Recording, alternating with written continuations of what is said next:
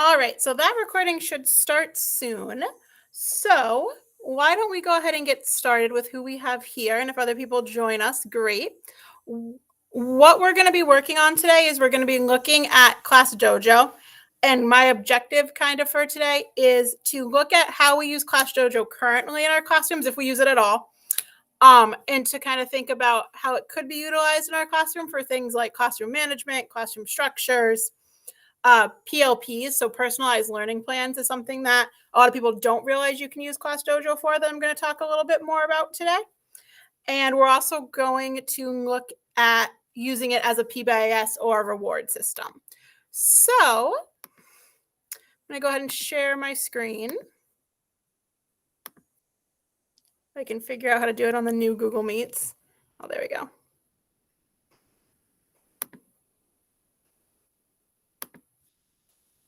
Okay. All right, there we go. So we should be able to see my screen in just a second. All right, so for those of you who don't know who I am, I'm Courtney Elliott. I am a 3rd and 4th grade teacher at Proctor Elementary School. In our presentation today, we're going to be using the ClassDojo kind of website and looking at it. If you need a link to that website to, like, if it's something that interests you and you want to sign up and try some of this stuff on your own, right here on this first slide, which is linked in the presentation on the coach's website, you have access to a link that will bring you right towards the Dojo login page, or if you've never used it before, it's a link that will bring you to create your own ClassDojo account. And then here's my email in case by the end of this presentation, anyone has any questions or wants to kind of touch base on some of these things a little bit more. So what we're going to do now is I'm going to actually drop this link in the chat if you don't have the presentation pulled up. Let me go back and do that. All right, so I'm going to drop the link to the presentation in the chat.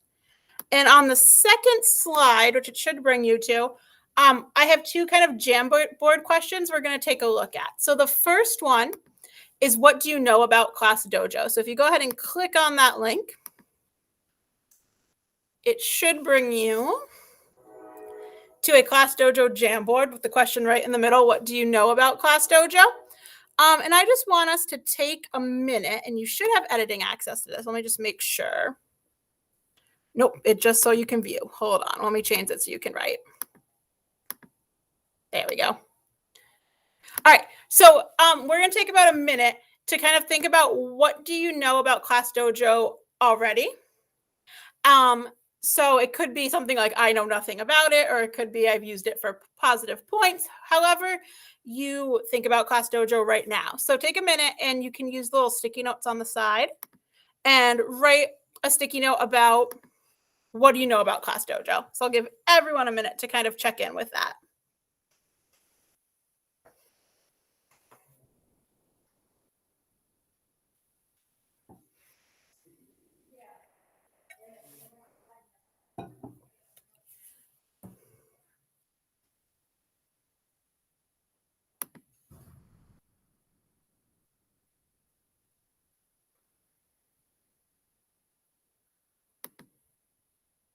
Oh, and my screen's mirroring. Okay. Fix that.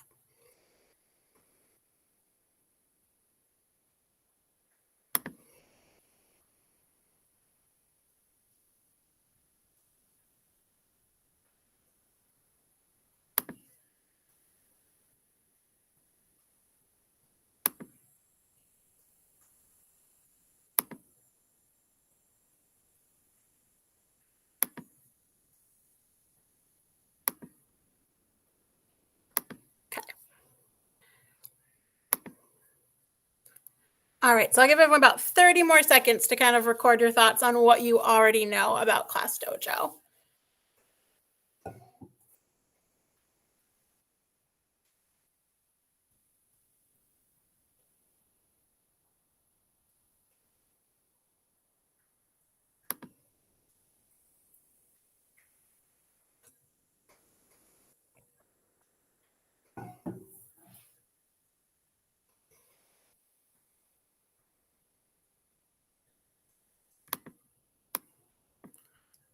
All right, so looking at our shared Jamboard, I can see that we have some ideas down already. Is there anyone who wants to share out their idea, who wants to unmute and share their idea about what they already know about ClassDojo? Anyone want to share a little bit about what they already know?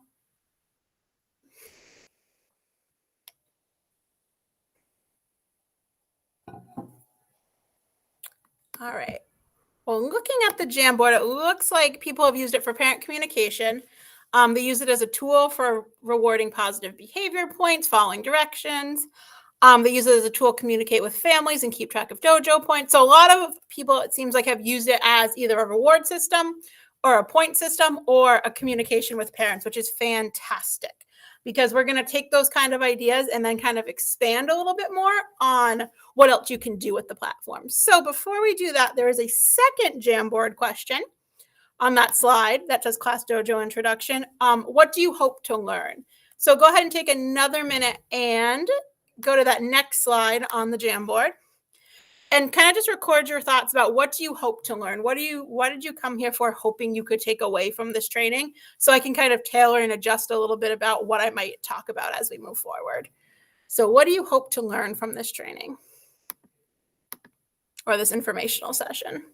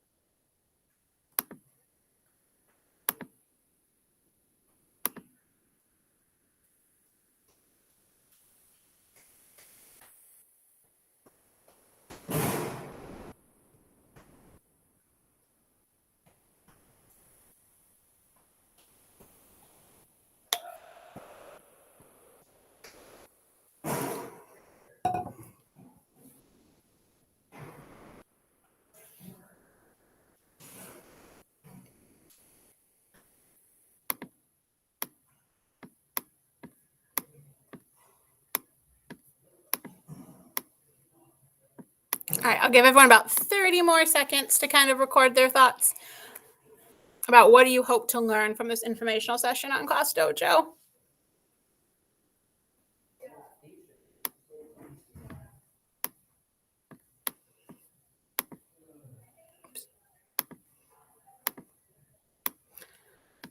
All right, so looking at our sticky notes, I'm just going to move these around so I can see them a little bit better. It seems like people would like to know realistic ideas on how to use it while teaching. Sometimes we tend to forget about it and students lose track of their goals or their points. Excellent point. I hope to learn about the features that ClassDojo has to offer. Is it user-friendly for both students and parents? I love that question. To see the benefits of it, is it user-friendly? To learn more about what features are available so you can communicate with a whole class or individual student. And what other features does Dojo have? Is it a place where students can build a portfolio of work? Excellent. All right, so all these questions are things that I'd already planned on talking about today in this session. So I'm super excited that that lines up with what we kind of had in mind. So I'm going to keep my screen on my own personal ClassDojo page. And I'm going to kind of walk you through some of the things you can do on ClassDojo. Because otherwise, when I try to share lots of tabs, it just starts mirroring, and we don't want that to happen. So I'm going to keep it on that page. So if you want to follow along with the presentation, you're more than welcome to use that link in the chat to do so. So I'm going to do a super quick crash course on how to set up a ClassDojo, just in case that was something you were wondering if it's something you've never used before. So essentially what you do is you go to that ClassDojo link, you set up an account. So you just put in your name, your grade level, and then it creates a class for you. So mine's Miss Elliott's class. If I was to go back, if I want to start a new class, what I would do is just click here where it says new class. If I click on that, it will pop up and I can create my class. So I can type in my class name. I can select my grade. I teach in a combined 3-4, so I usually just put it as 3. And then it has an option for sharing points. So share only positive points with parents, share all points with parents, or don't share points with parents. So you have that option. I keep mine on share positive points with parents. But that's an option that you have in setting up your classroom. So then once you do that, you need to add your students and add their families and add other teachers. So essentially, how to add a student is right here on the home page. There's a little button. It says add students. You click it. You type in the student's name. Now, if your school uses ClassDojo as like a across the grade level platform like we do at Proctor, their name should already be in for previous years and they'll pop up. So let's say I want to add a student. I just start typing in their name. They should pop up. I click on their name and they become part of my classroom. If a student is not in here and I want to create an account for them, I just type in their first and their last name into that search bar. So I'm going to make up a fake student right now. So if I put that in there, I would just hit add the student's name, and then that student would be a part of my classroom. And you can do that too with your students who might not be in the system. So if you don't have any students in the system because you don't use it as a grade level across all grade levels, then you can add students that way. Now to connect parents, there's a couple different options on how you can do that. If you hit this button up here that says invite families, you can download individual invites, which will give you a code that goes with each child. And you can send those home with the correct child and the parents can log in that way. It also has login directions. You can share a class link. So you could have one link for your whole class. Your kids sign in. Your families of your kids sign in on that link. But then they have to select their particular student. And then the other way you can invite them is through email. So let's say I wanted to invite Kylie's parents through email. I would click on Kylie's character. I would click on, oh, maybe not. Why is it not popping up? Let's try this. Let's go back to invite families and try it this way. Okay, so it's not going to let me do it because they all have invite sent. So you click on their character and then it will have like a little spot for their email. So you type in the parent's email there, you copy and paste the parent's email, and then you hit send invite. It's not letting me do that because all my kids have invite sent or have accepted. So that's how you, a third way you can connect their families. And then to connect other teachers in your building, this is super easy. What you do is you just go to options, you go to add co-teachers, and then you type in that teacher's email into this and it will send them an invite on their email saying, hey, you've been invited to join Miss Greenia's classroom dojo. And they accept and they can have access to your class and give them points when they are with them. So that's the way you can connect teachers. So now that we have that really quick crash course in how to set it up and how to kind of create your classroom, we're going to focus on Pbis and classroom management tools. So I really love Dojo as kind of a one place stop and shop for my classroom management and for my Pbis incentives. So as I think we're all aware, or most of us from our chart were aware, is that Dojo comes with this feature to add points. So if I have a student who's doing something that meets an expectation, so at Proctor, we use respect self, respect others, respect environment, and I've added another one this year for growth mindset. So if I notice a student is doing that, I can give them a positive point towards that. So for example, if I see Drace is on task and doing his work, I might say, Drace, excellent job respecting self. I would click respect self, and Drace would get a point for that, which would then go to his character, which houses his points in a bank.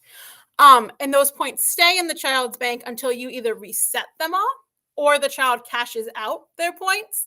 And then it takes away the amount that you type in that you would like taken away from that child so they can redeem it or cash it out for something. So that's how the positive point system on there works. One thing I like to do with the positive points is I like to set whole group class rewards and small group or individual rewards. So how that works is we might set a goal as a whole class that we want to earn 100 points. So a whole class, 100 points. When we reach that whole class 100 points, we are going to have a celebration. And I usually brainstorm with my class, okay, what do you want that celebration to be? I've done things before like pajama day or bring a stuffed animal or 15 minutes of extra recess, anything kind of like that. And we just kind of talk about it together. We make a list of what would you want if you hit your reward. And then we kind of go from there. So you can use it as a whole class incentive. You can use it as individual student incentives. So let's say I use a system with checkout day. So usually 2 Fridays a month, we have a checkout time where kids can come up to my desk and they'll see how many points they have. And if they want, they can cash out. And I kind of have a tiered system set up for cashing out. So they might have, okay, 10 points, I can change my dojo character. I can change my person here. Or 50 points, I get to use a bucket of Miss Elliott's materials for the next day. Or 100 points, I might get to eat lunch in the classroom with a friend. So you can kind of set those rewards like that based on how you want. And then during cash out, kids can come up and cash out their points for that incentive. And then they also do have a small group incentive as well for their rewards, which I've used a few times. But if you have kids in like table groups, or if you have kids working together in projects, you can add a classroom group like table 1, table 2, table 3. When we studied regions of the north of the United States, I had them in like Northeast and Northwest when they were working on projects, and you can award points that way. So that's kind of another incentive that you can use is as a group or as a table team kind of idea. So then another way you can use this for management in your classroom is down here. It has a ton of different features that will help with your classroom management. So it has a built-in timer. So you pull up your timer. Let's say I want to give them a minute to clean up and be back in their seats. I can just set my timer right from my computer on my Dojo. I don't have to go to a separate classroom timer site like I might have used in the past.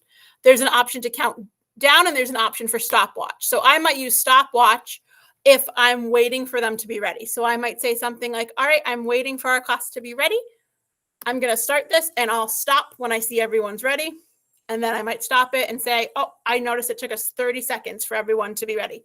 Let's see if we can beat that goal tomorrow. So something like that. So there's a stopwatch version and there's a countdown version, which are both I found helpful tools. There's a randomizer to pick students. So kind of like popsicle sticks. It gives you a randomizer option to pick students. It gives you a place for attendance, which we don't really need with Infinite Campus, so I won't get into that. But this right here, the toolkit, is a really great classroom management area. Kind of even thinking back to some of that stuff we did in training this morning with UDL, it gives you options for directions. Like there's a whole part where you can create directions for students. So you can pull up visual directions for students to be able to see what they're supposed to be doing during that work time. There's another section for timer, random. You can make groups here. So you can decide how many students do you want per group. You can even right here, you can say, don't group these students together. So that's an awesome feature that it has. There's a noise meter. So if you want the kids to try to practice their noise levels, you can use that. There's a little section that tells you what today is if you need to pull up the date. There's time for think, pair, share, where you could put in your own think, pair, share question or use one of the provided ones so the kids can actually see the question. Because sometimes we know kids forget what their pair, share question might be.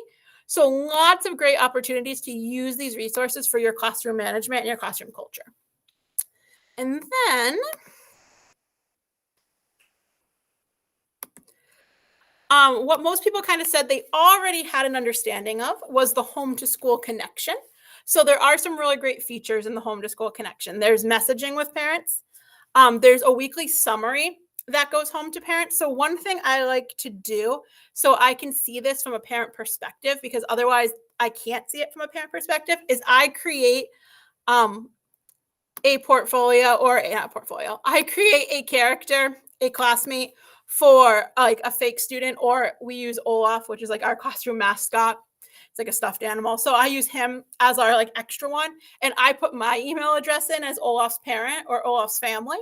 So I can see what the parents are seeing. Like, so at the end of every week, I know there comes home a weekly summary where you can go on and you can see what your child's put on their portfolio that week. You can see their points for that week. You can see things like anything that was on the message or on the okay, I'm drawing a blank. The class story. Anything that was on the class story, you can see what was in that weekly overview, which I think is super cool on the parents' end. For messaging parents, it's just like email or it's just like texting. And I really like it because you can have it on your phone. You can connect with parents whenever you want to. You can set quiet hours. So mine are set, I think, at like 6 o'clock at night to 6 o'clock the next morning. So even if a parent messages me or tries to like text me on this Dojo app, I won't get the notification until the quiet hours are removed the next morning. So you can kind of set that priority for yourself as well. If we're going to look at what that looks like, you just go to messages. And then right there, there's all your families with all your messages. And if I want to send a message to a family, I just click on the child. I just scroll down and then I just start typing in the message there to the parent, and the parent will receive it on their Dojo app as well. So there's that. And then there's Class Story, which is probably one of my favorite parts of this. So Class Story is a place where you can share what is going on in your classroom. So if I go to my current class and I go to Class Story, I only have one thing on there. So I just put a little Meet the Teacher PowerPoint up there with a little message. So, and then it tells you who's liked it, who's commented on it, and how many views you've gotten on it. And you can actually click on the views and you can see who's viewed it and who maybe hasn't. So that's kind of a way to keep track of what parents are looking at it, and maybe touch base with some other parents that say, hey, just until you know, ClassDojo is our main form of communication. If I go back to my class from last year, I'm going to use this as an example, and I go to Class Story, you can see that throughout the year, I use this to post lots of different things. I post pictures of what we were doing in the classroom. So this was having a game day. I used it to post our learning schedules, our learning menus every week when we were doing distance learning. I had all that stuff ready to go on Dojo so parents could see it.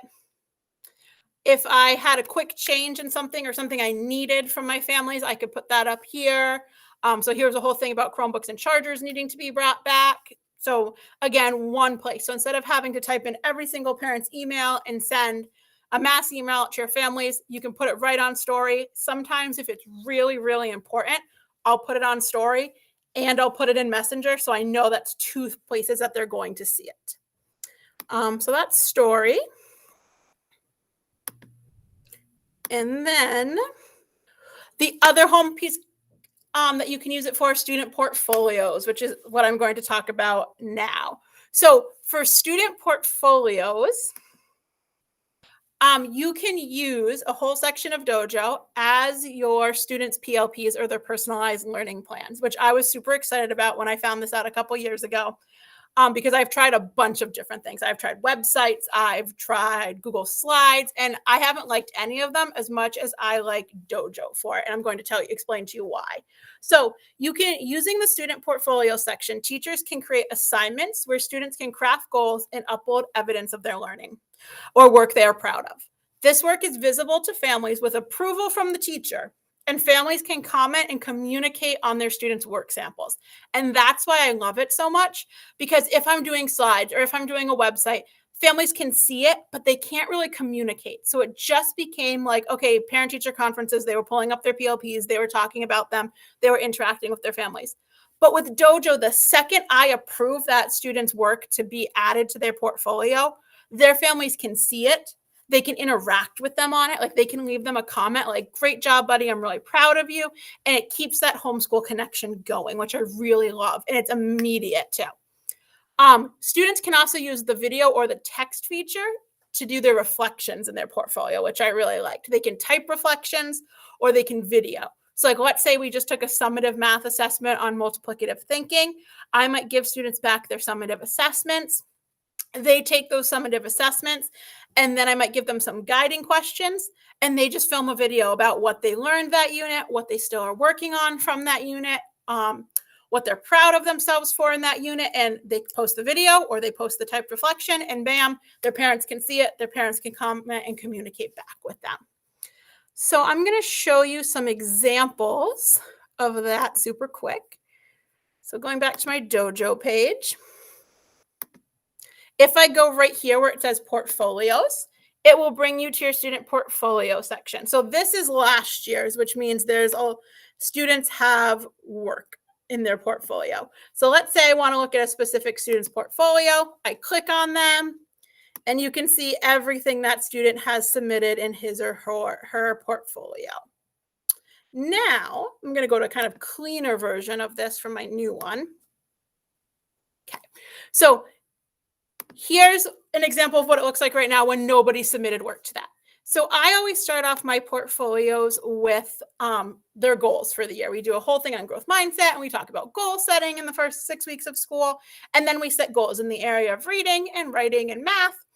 So right here, I created assignments or activities, they're called. You hit create activity, and that activity is assigned to your students. And then when the students click on it, it gives them the directions. So it says, what will your goal be for the year as a reader? Think about your bright spots so far with reading and your belly flops. What belly flop could you work on this year? So then the student can respond to that, and they can create their goal. And once they have, I approve it, and their goal is now housed on their Dojo PLP. And as the year goes, they can collect evidence that goes back to their goal. So let's say their goal in reading was to grow their reading stamina. They can then submit evidence that they have grown their reading stamina from 5 minutes to 40 minutes. And you can use it at conferences. You can use it with parents. I think it's fantastic. So that's an example of how you can do that. Other things I've had kids submit onto their portfolios is we put our writing pieces on there. So every time we have a summative writing piece, we put it on there. We do reflections on our read alouds, kind of like a book talk for their families. I use it so kids can write letters home. The quarters that we don't have conferences, students write letters to their families about what they're learning that year, what they're working on, what their challenges are, what they're proud of. And they can use it, like I said before, to put in work samples. So this morning, I know we had a jump rope training with Lisa, and she was talking about places to house work samples. Dojo is a place you could house work samples. And then I always have like a hard copy in their data folders in our classroom. And then just quickly, because I do want to do some questions if anyone has any. There is a whole section in Dojo for social and emotional learning, which I know is really, really big right now, especially with COVID. It's called Big Ideas. And if you click on it down here, it brings up different video series about different things that kids might be facing or working on. There's growth mindset, there's conundrums, there's perseverance, there's big challenges, there's moods and attitudes. And what they are just a short little video series using the Dojo characters. It has kind of questions you can stop and talk with your class about. It has activities you can do around that idea. So if you're thinking, oh, my class really could use some help with positive thinking, I can go right here, and there's resources I can use with these familiar characters that the kids really like to do some work around positive thinking in my classroom. And I usually do that at morning meeting. That's usually the time of the day when I kind of try to incorporate that a little bit. All right. So let's unshare my screen.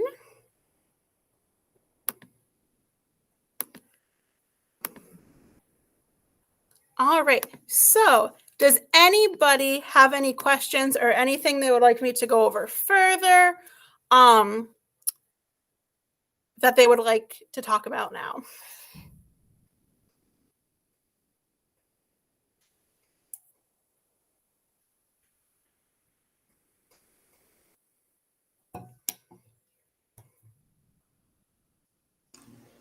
Courtney, can you hear me? You can hear me? Do you find that most families do use it?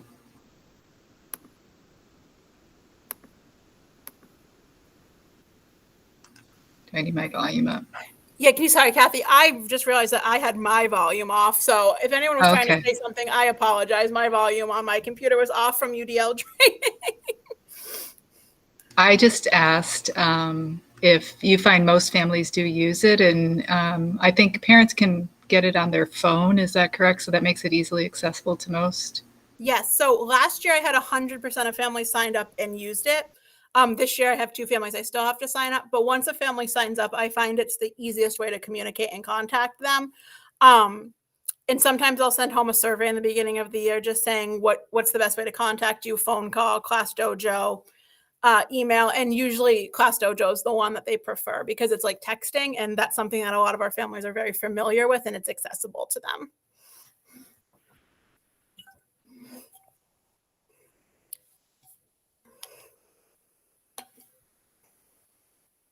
Anyone else have any questions or things you want to explore further?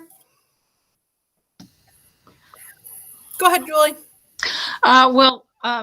My parents love it, and everybody was signed up last year, and some are already this year.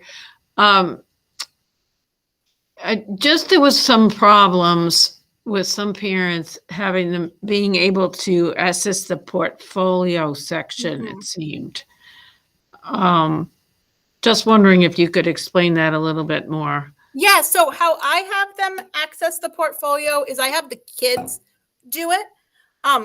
So I do that in the older grades. I'm not sure how that would look in preschool, but how I get my kids to access it is here, let me share my screen again so I can kind of walk through the steps.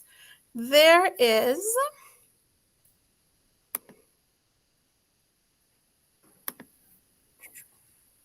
there we go. Okay. There's a website, and it's actually linked in the presentation. It's called dojo.me, and that's where the kids go. So the kids go to this website called dojo.me, which if it loads, it'll show you what it looks like.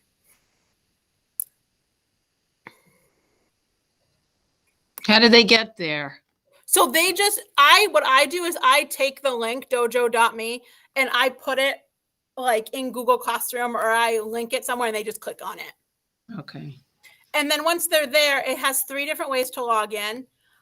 They only really have to log in once and then it will remember them. So I just have them enter their class text code.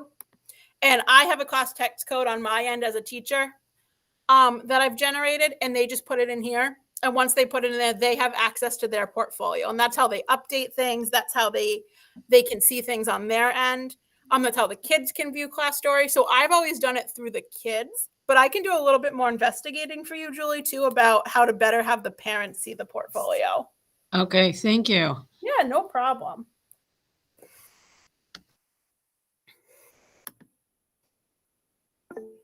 Let's see. Let's go back here. Go ahead, Tammy. So I'm just wondering, because I've just been playing around with ClassDojo this morning and really just trying to figure out a way to better communicate with parents.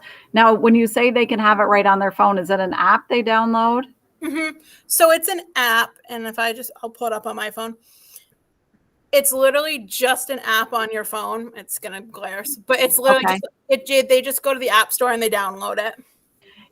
And when you first started it, did you just send out a little letter explaining to them what the ClassDojo actually was, so that they kind of understood is that going to be the best form of communication? Or yes, so we use it as a whole school. A few years ago we started using it school-wide, so we sent out a school-wide letter. But if you go to ClassDojo and you go to that invite parents section, there's already a pre-made letter that you can use that explains what ClassDojo is, how to download the app. It's all already there for you. Okay, perfect. Thank you so much. Yeah, no problem. And then I just tell my parents moving forward, the first year we piloted it, we tried it. And then every year moving forward, I've just been ClassDojo is my main form of communication. If you would prefer me to communicate with you somewhere else, please let me know. Okay, perfect. Thank you. Yeah, no problem. Does anyone else have any questions about anything with ClassDojo?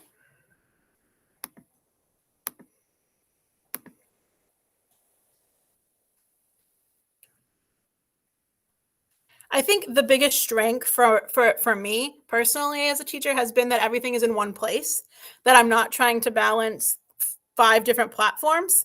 It has a positive point system, a parent communication system, like a place to put pictures of what we're doing in the classroom and a student portfolio section all there.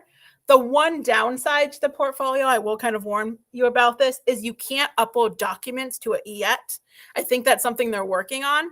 So you have to like take pictures and upload pictures of student work, or like with their writing pieces, they have to copy and paste their writing piece over into the Dojo document. So that's kind of the one downside I found to it. But honestly, it's not anything that has deterred me from wanting to use that portfolio platform. Courtney, do you ever find that, sorry, I'm going to turn my volume up. Do you ever find that it's disruptive to your instruction to keep like jumping, like if you're using your screen and then to jump to Dojo to give some points and jump back to your instruction? That I find it hard. I use it very little in that way as like the main instructor. So I'm inexperienced and maybe that's why.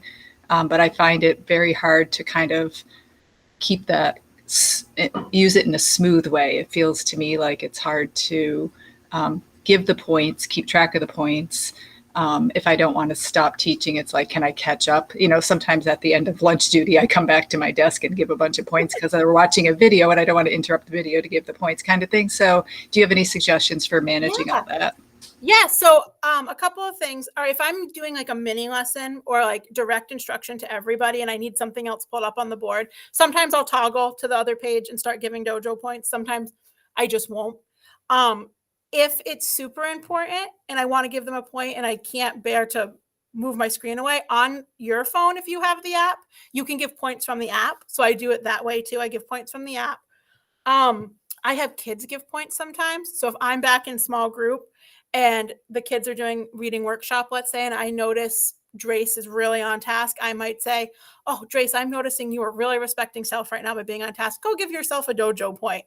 And I teach them how to go over and give themselves the correct point. And they really like that because they have that ownership.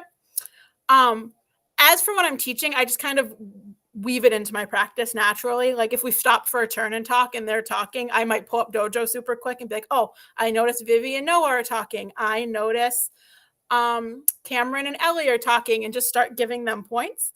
And then what I found is students who aren't participating or aren't doing what they're supposed to be, all of a sudden, oh, she said their name and she gave them a point. I'm going to do that now too. And they kind of get right back onto it.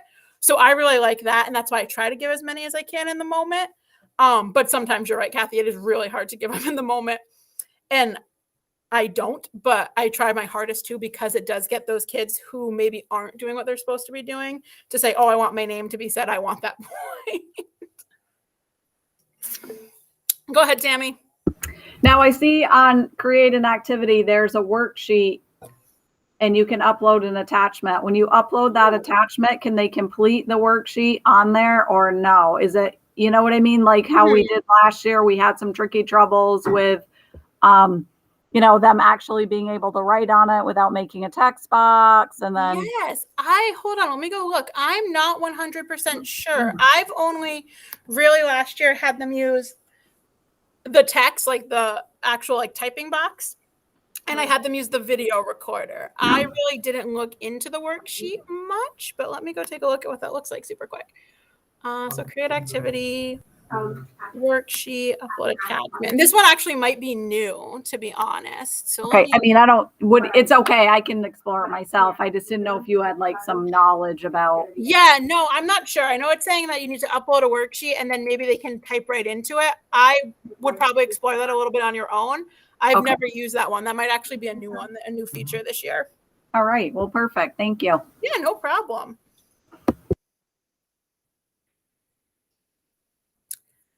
All right.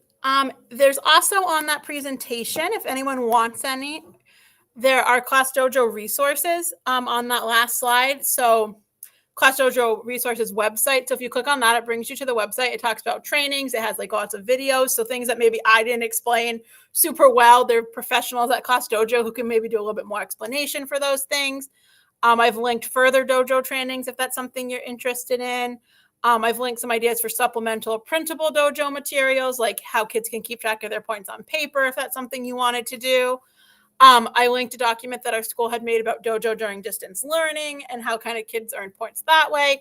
And then I linked an example of the rewards chart I use in my classroom. So how many points equals what reward, in case people are kind of wondering where to get started with any of that.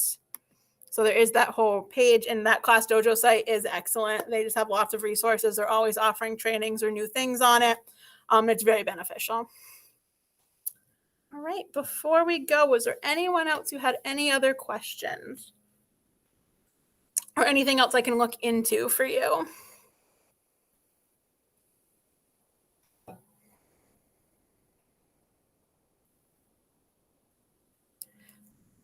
All right. All right. So if anyone needs anything, or if you're trying Dojo in your classroom or your team's trying Dojo and you kind of want some help or have a question on how to create something or use something, feel free to reach out to me. My email's right on that first part of the presentation. I'm more than happy to help you. And if I can't figure out an answer, I can point you in the direction of a Dojo resource that does. But I've really liked it. I've used it for, I think, going on my 3rd year using it in my classroom. I really like it. I really liked it last year for PLPs, and just having it in one place and that parent interaction right there, that family connection right there was super helpful. So if anyone tries it and wants to let me know how it goes, I would love to hear that too. But I hope everyone has a great day, and I will see you all later.